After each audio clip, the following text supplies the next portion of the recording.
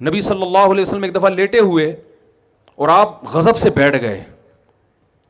آپ نے فرمایا ثلاث لا یکلمہم اللہ یوم القیامۃ ولا یزکیہم ولا ینظر الیہم ولہم عذاب علیم. 3 آدمی ایسے ہیں جن کی طرف اللہ قیامت میں رحمت کی نظر بھی اٹھا کے نہیں دیکھے گا, ان کے گناہوں کو معاف نہیں کرے گا, ان کے لیے دردناک عذاب ہے. 3 دفعہ آپ نے جملہ دہرایا تو حضرت ابو ذر غفاری بیٹھے ہوئے تھے, انہوں نے عرض کیا یا رسول اللہ خابوا وخسروا من هم یا رسول اللہ, یہ لوگ تو بالکل ہی برباد ہو گئے, تباہ ہو گئے, یہ کون لوگ ہیں؟ تو ان میں آپ نے ایک اس شخص کا نام ذکر کیا, فرمایا المنفق سلعتہ بالحلف الکاذب, جو جھوٹی قسم اٹھا کے اپنا مال بیچتا ہے. کتنی بڑی وعید ہے بھائی. آج ٹوپی کرانے کو ایک کمال سمجھا جاتا ہے, چونا لگانا, ٹوپی کرانا, یہی اس مارکیٹ میں یہی الفاظ چل رہے ہیں نا, الو بنا دیا, چونا لگا دیا, ٹوپی کرا دی, یہی کچھ چل رہا ہے. تو آپ نے تجارت کے دوران جھوٹ بولو بھائی, نہیں بول, اس سے ارننگ کم ہوگی, جتنی ہوگی اس میں برکت ہوگی.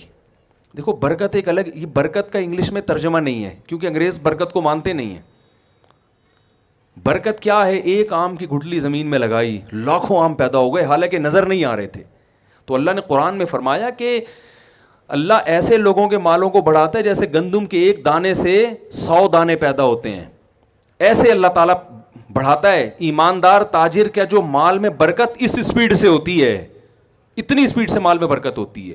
تو پہلا آپ نے التزام کرنا ہے کہ تجارت میں جھوٹ بولو بھائی, نہیں بول. رشوت دینا بعض صورتوں میں جائز ہے. کسٹم میں آپ کا مال پھنسا ہوا ہے, کسٹم کا جو آفیسر ہے وہ رشوت لیے بغیر مال کو کلیئر ہی نہیں کر رہا اور آپ حق پر ہیں, وہ زبردستی کر رہا ہے آپ کے ساتھ. تو میں اس لیے جائز چیزیں بھی بتا دیتا ہوں کہ لوگ پھر کہتے ہیں یار 100% اسلام کے مطابق تو بزنس پھر ہمارے لیے ممکن ہے ہی نہیں. اب اگر کنٹینر آپ کا پھنسا ہوا ہے پورٹ پہ, کسٹم والے کہہ رہے ہیں کہ پیسے دو تو چھوڑیں گے, آپ کہہ رہے ہیں رشوت دینا حرام ہے, لینا بھی حرام ہے, تو اس کا مطلب پھر ظاہر ہے آپ کو یہ بزنس چھوڑنا ہی پڑے گا نا, وہ تو وہیں رہے گا قیامت تک, وہ ایلفی سے چپکا کے چلے جائیں گے. تو رشوت کا اصول یاد رکھیں. یہ میں اس لیے کہہ رہا ہوں کہ کچھ چیزیں لوگ ناجائز سمجھ رہے ہوتے ہیں, حقیقت میں اس کی گنجائش ہوتی ہے, تو وہ علماء سے آپ نے پوچھنا ہے کہ اس کی شرعاً کتنی گنجائش ہے کتنی نہیں. رشوت دینا بھی حرام ہے, لینا بھی حرام, لیکن جب دینے والے کا مقصد کسی کا حق ضائع کرنا, اور لینا تو ہر صورت میں حرام ہے, تو جب آپ کا مقصد کسی کا حق ضائع کرنا نہیں ہے بلکہ اپنا حق لینا ہے جو بالکل جائز حق ہے, تو پھر علماء کہتے ہیں کہ لینے والے کو گناہ ملے گا, دینے والے کو گناہ نہیں ملے گا. سمجھ میں آ رہی ہے یہاں پہ؟ تو پھر ایسی مجبوری میں علماء بھی کہتے ہیں بھائی اس میں وہ تو اس کا قصور ہے نا, وہ آپ کا جائز حق بھی آپ کو نہیں دے رہا. لوگ ہم سے مسئلہ پوچھتے ہیں, یار گورنمنٹ میں میری جاب مل گئی ہے, میں اور امتحان پاس کر کے میرٹ کی بیس پہ میں گیا ہوں, وہاں صرف رشوت کی بیس پہ کسی نااہل کو لا کے بٹھایا جا رہا ہے, تو کیا ہمارے رشوت دینا جائز ہے؟ میں کہتا ہوں یار آپ کا جائز حق ہے, آپ اس کے اہل ہیں, وہ رشوت دے کے ایک نااہل آدمی کے آ جائے تو اس سے بہتر نہیں ہے کہ آپ کتے کے منہ میں ہڈی ڈالنی ہے نا, ٹھیک ہے نا, وہ چپ ہو جائے گا, تو آپ دے کے اپنا جائز حق وصول کر سکتے ہیں. تو اس لیے علماء سے پوچھا کریں کہ اس میں جو ہے نا کافی چیزوں میں تفصیل ہوتی ہے. تو پہلا کام کیا کرنا ہے بھائی؟ جھوٹ بولے نا بھائی, نہیں دینا. دوسرا کام یہ کرنا ہے کہ تجارت میں چونکہ مذہب کا حصہ ہی ہے, فضیلت مذہب نے بیان کی, تو عبادت سمجھ کے کرنا ہے. اور عبادت تھوڑی اچھی ہوتی ہے, زیادہ اچھی ہوتی. میں بڑے بڑے تاجروں سے ملا ہوں, ان سے میں پوچھتا تھا آپ اتنا بھی ہوں, کہہ رہے ہیں یار اتنی کروڑ ہماری آمدن ہے ماہانہ. میں نے کہا آپ یہ جو آپ کی ماشاءاللہ آپ 5 کروڑ کما رہے ہو, اس کو 20 کروڑ کر سکتے ہو؟ کہہ رہے ہاں اگر پلاننگ کریں بیٹھ کے کریں تو 20 بھی ہو سکتی ہے, لیکن چھوڑو یار جب اللہ نے اتنا دے دیا تو کیا ضرورت. تو میں کہتا ہوں یہ آپ 5 کروڑ چونکہ اپنے پیٹ کے لیے کما رہے ہو, اس لیے آپ اس کو بڑھانے کی فکر نہیں کرتے. آپ 5 کروڑ کو پلاننگ کر کے اگر 20 پر لے جا سکتے ہو تو بھائی 20 پہ لے جاؤ. وہ 15 کروڑ میں تو مذاق میں کہتا ہوں مجھے دے دینا, مذاق میں ہے, حقیقت میں نہیں بھائی. وہ 15 کروڑ آپ اور اچھا کھا لو, آپ جناب مدارس بنا لو, آپ یتیم خانے بناؤ, آپ ہاسپٹل بناؤ, آپ ٹرسٹ میں دے دو, آپ ایک ٹرسٹ بنا لو. تو کیوں اپنی دیکھو غیر مسلم تاجر اپنی تجارت کو کبھی محدود بولے نا یہودی کبھی کرے گا یار 5 کروڑ کما, چھوڑو یار, وہ کہے گا 5 کروڑوں کے 25 کیسے ہو جائیں.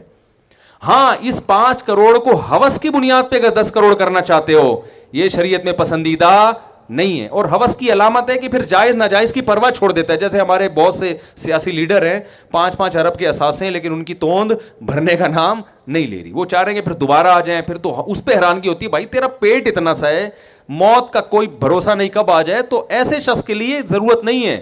اس کے لیے حدیث میں آتا ہے, نبی صلی اللہ علیہ وسلم نے فرمایا, جسے 2 ٹائم کھانے کو مل جائے, سر چھپانے کے لیے جگہ مل جائے, جسم کسی بڑی بیماری سے پاک ہو جائے, تو گویا پوری دنیا کی دولت سمیٹ کے اللہ نے اس کو دے دی ہے. تو اب ہوس کرنے کی اجازت نہیں ہے.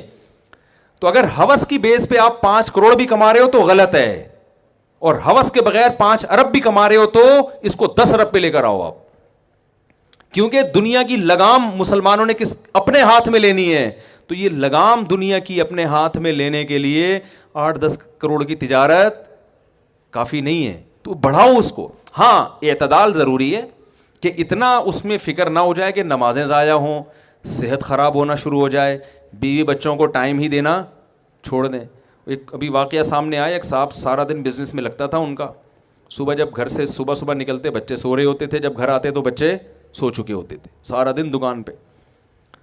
تو ایک دن بچوں کی آنکھ کھلی, امی سے پوچھ رہے ہیں یہ صاحب کون ہے جو بغیر پوچھے گھر میں آ جاتے ہیں. اور ایسا نہ ہو, وہ تو عبادت کرنے کی اجازت نہیں ہے اتنی زیادہ کہ آپ سب کے حقوق ضائع ہونا. تو بعض تاجروں نے ہوس میں, یہ نہیں کہ آخرت کے لیے, دنیا کی ہوس میں تجارت کو اتنا مسلط کر لیا کہ دماغ ان کا ہر وقت کھوپڑی ان کی گھومتی رہتی ہے, نہ صحت کی پرواہ, نہ ان کو بیوی بچوں کی پرواہ, پاگل ہو گئے. اجملوا فی الطلب وتوکلوا علیہ, حدیث میں آتا ہے کمانے میں اعتدال سے کام لو اور اللہ پہ توکل, کہ اتنے گھنٹے میرے لیے اس کام میں صرف کرنا میری صحت اجازت دیتی ہے, بس اس کے بعد اللہ پہ توکل کروں گا کہ اسی میں اللہ مجھے انشاءاللہ نواز دے گا. پلاننگ پہ زیادہ زور لگاؤ, ٹھیک ہے نا. زیادہ ہدف کس کو بنانا ہے؟ پلاننگ.